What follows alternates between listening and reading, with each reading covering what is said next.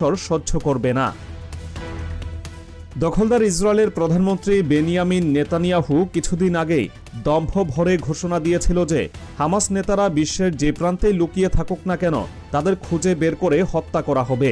এই উন্মত্ত ঘোষণায় মিশরকে আরও বেশি সতর্ক করে দিয়েছে। তারা বুঝতে পেরেছে জায়নবাদী হায়েনারা তাদের হিংস্র থাবা বাড়িয়ে কায়রো পর্যন্ত নিয়ে আসতে চায়। কিন্তু মিশর কাতার নয়, মিশর তার ভূখণ্ডের 1 ইঞ্চি জমিও অসুরক্ষিত রাখবে না।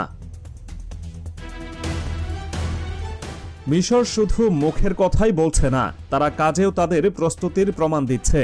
মিডল ইস্ট আইয়ের প্রতিবেদন অনুযায়ী মিশর ইতিমধ্যে গাজা সংলগ্ন সিনাই উপদ্বীপে প্রায় 40,000 সেনা মোতায়েন করেছে। শুধু তাই নয়, পুরো সিনাই অঞ্চলের আকাশকে সুরক্ষিত করতে চীনের কাছ থেকে কেনা অত্যাধুনিক আকাশ প্রতিরক্ষা ব্যবস্থা মোতায়েন করে রেখেছে, যা সিনাইয়ের আকাশকে দুর্ভেদ্য এক দুর্গে পরিণত করেছে।